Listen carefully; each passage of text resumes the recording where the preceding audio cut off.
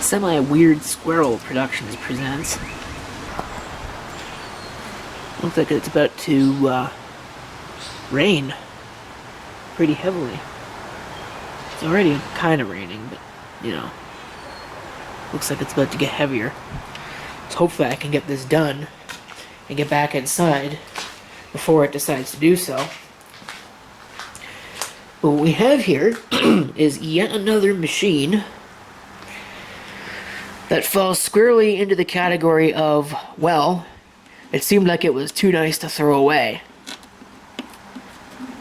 Because really it is. I mean, it's not that bad, the system here, all things considered. It's just severely outmoded at this point.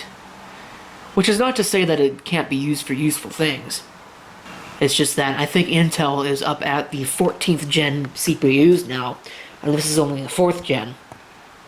When you consider that this would have been produced in 2015, that was 10 years ago. That's an eternity in computer years. But like I said, it seemed too good to just let it go to waste. So here it is. With the NVIDIA GeForce and HDMI, and its Core i7 4790 CPU, so this is one of the Haswell refresh machines. I guess they used to call them Haswell E. I don't know. But a little bit better. I think the CPU is a little bit faster, 3.6 GHz instead of 3.4, but is otherwise basically exactly the same. I'm trying to pull this sticker off the front here. Not really succeeding. Well, that got a fair bit of it. I hate these stickers. They'd be fine if they hadn't been sitting on the machine for, 9 years, sitting underneath fluorescent lights and getting baked in that UV. 16 gigs of memory, DDR3, GT740 video card, so that's not that great anymore. 2 terabyte hard drive that I do not have. I know that that's no longer in here. The person that owned the machine wanted to keep the drive and use it as a data drive, which makes sense. It's a 2 terabyte drive. It's actually got a Blu-ray drive in it. If I can open this. This is a lot harder to do than it is with the Dells, but you can see there. Blu-ray. I believe it's a Blu-ray reader, not a burner. But it is a DVD burner and a CD burner. Gigabit plus wireless, and I have the antenna plus Bluetooth. Let's go ahead and bring this down, pop the cover, and take a look at what's inside. I've popped the cover on the system as the recycling decides to roll away. It's recycling that's not even supposed to be in here, I might add. But this is an Asus M32. This is actually an M32AD, I believe, is what the sticker says on the back. If we take a look here. Yeah. M32AD.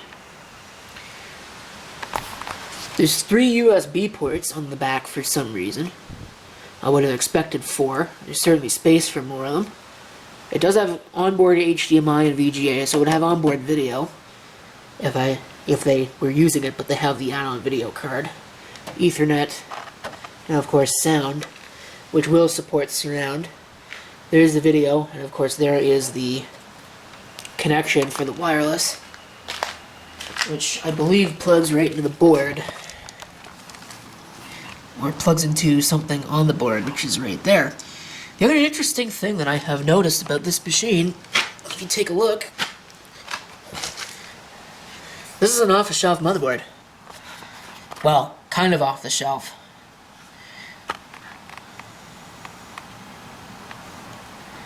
H81M-E is effectively what it is. It's just got a custom BIOS. So that's kind of interesting. I'm not sure if the H81M-E normally would have the mini PCI Express, but it is there, I suppose. Looks like it's got 4 SATA ports. right there. Or maybe it's only got 2. No, it's got 4. And of course USB 3.0, which this system does have. Of course, being the smaller board, looks like this case wouldn't even support a larger board even if you wanted to put one in. So that kind of sucks, but that's, I guess, the way that it is. A lot of these kinds of boards are not longer anyway. They wouldn't extend to the next set of screw holes. It's surprisingly clean. I'm actually amazed at how clean this is. It suggests to me that it really wasn't ever used. It's got an ACBell power supply. Which again, I'm kind of surprised to see that. Looks like it's rated at 350 watts. Although, that's kind of intriguing. It would only, looks like it would only stand to supply that for 30 seconds. I suppose before failing. So I don't know what this actually is supposed to be. Model number doesn't really give anything away, but if you look at the total wattage on that, it looks like probably a 300 watt power supply. In fact, if you add those up, that's exactly 300 watts. So you get 50 extra watts for peak surges and things like that. This wiring is not very high quality. Look at how thin that is. Kind of surprising for an ACBell power supply. I'm also kind of surprised that it's only got a 4-pin CPU power connector, but there you go. Does this video card have a fan on it? Looks like it does. Yeah, it's got a fan. So, hopefully that fan's still good. And intriguingly, I do have the screws for it, but hard drive, there's no real hard drive cage. It would actually say here. And it looks like it's got 2 drive cages. There's no support for a 3.5-inch external device, because that's probably, well, yeah, no. You'd have to do some modding in order to put it in place in the card reader there, and the front panel ports. Okay, here we are, ready for power on. I noticed that this thing has got no PS2 ports, so that kind of sucks. Hopefully, it works. And there's no BIOS password. Now, being the kind of motherboard that it is, current BIOS settings do not fully support the boot device. So I wonder if the battery is dead on this machine. It certainly could be. No, it doesn't look like it. But you can see that indeed this is just running an off-the-shelf BIOS. Nothing special about it. So I'll go ahead and I'll set this up to my liking. You can see the RAM DDR3 1600. Again, nothing special. Hopefully it sees the hard drive. Yeah, there it is. So it is working. So I'll set the setup up to my liking, and then I will put that DVD in there and try and load the operating system. Okay, so we're in the process of booting. We're actually booting it in UEFI mode here. Let's see, does this have an LED on it somewhere? Not that it matters, that drive is loud. I mean, listen to that. Apparently I can't see, is my keyboard dead? Oh, that's weird. That's good. It's very good.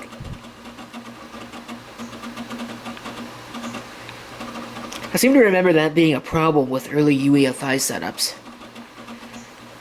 where if you ran them in secure boot mode and you tried to use Linux, it killed your keyboard.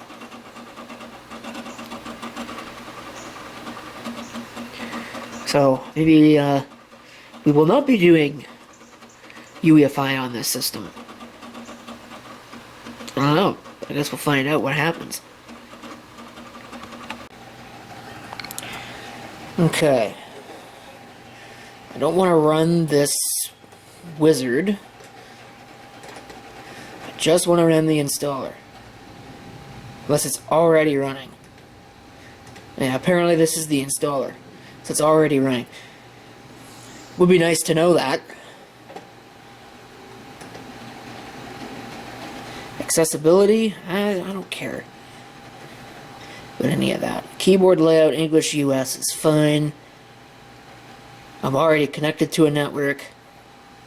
I want to install. Sure. This is a different installer than I'm used to seeing. Of course, this is also a new version of this. This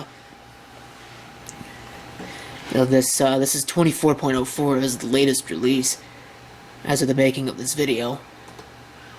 So maybe they've changed the installer. Might as well download and install all that. I'm going to erase the disk and install. I don't really care what's on it. And I'm going to enter in some information here. Okay, so there's what it's going to do. It looks like it didn't give me an option to download and install updates during the process, so I wonder if it's just not going to do that. It has not worked for a long time on this. Oftentimes, you go to download and install updates and it still has to do a large batch of updates on the first reboot. I wonder if this has a hard drive LED. Doesn't look like it. I suppose I could check the front panel connections. Since this is an off-the-shelf board... No, there is no hard drive LED. Look at that. It's just a power switch and a power LED. So that's a little unfortunate. So we'll let that do its thing. See how long that takes. That time isn't correct, at least I hope it's not. Because I don't think it's 5 o'clock in the afternoon already, but I don't know, maybe it is. We'll see. But that's the time now. Let's see how long it takes to completion. Installed and ready to use in about 30 minutes, which is surprising considering it actually crashed once. Amazing stuff.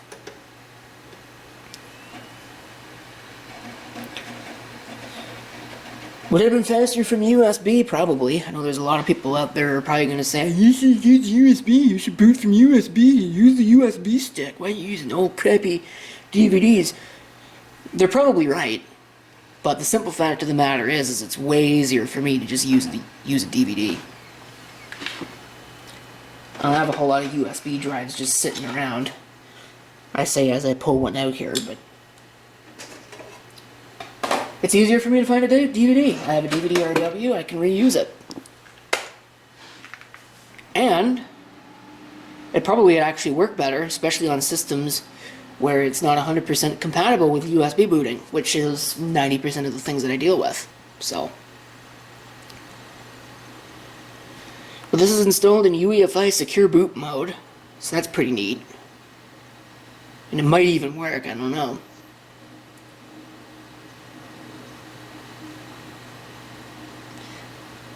Guess I'll find out.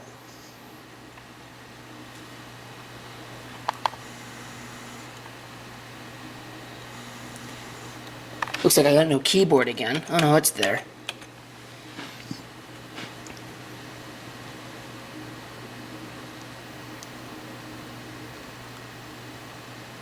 See how much faster it is booting off the hard drive.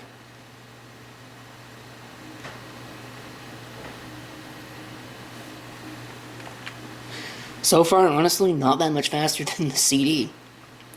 So, of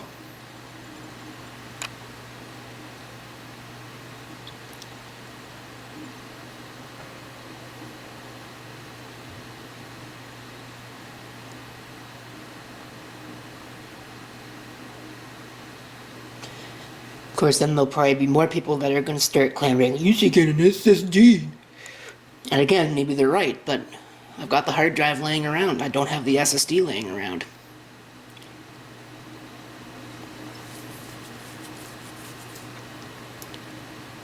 See if it behaves a little bit better from the hard drive.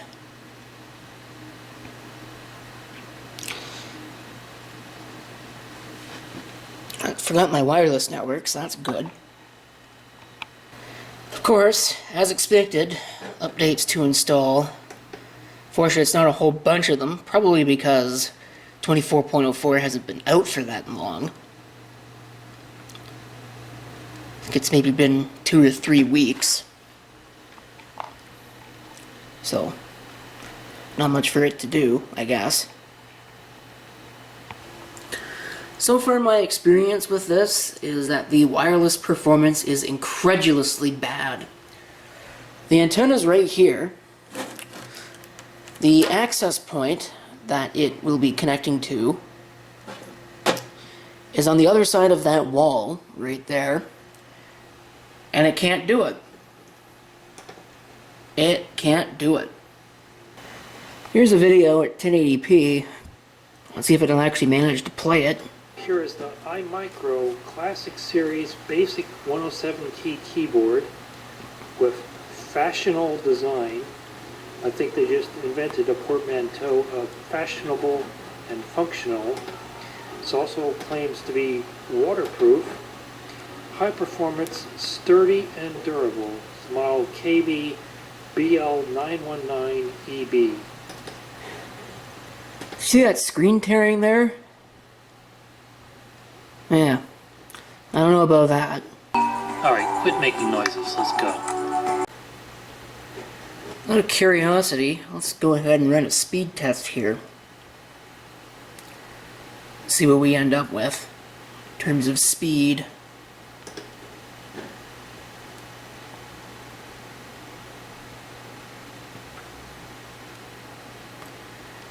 I guess that's not bad, but look at that ping time. Ouch. That's not great. It should be about symmetric, which it's not, as you can clearly see.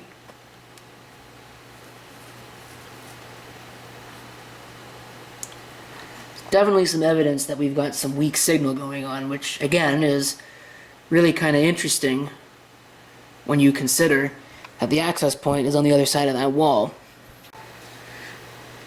Worth noting, as you can see, I am using the NVIDIA proprietary driver as opposed to the Nuvo, so it should perform better, at least that's the hope. In any event, not really much else to say. It's a working machine. It's definitely an interesting OEM system that uses an off-the-shelf motherboard. And not terrible. So I don't regret saving this from the scrap pile, but that's nothing particularly special either, so there is that. Just yet another Haswell computer to add to the collection. Thanks for watching, and if you have any comments, feel free to leave them below.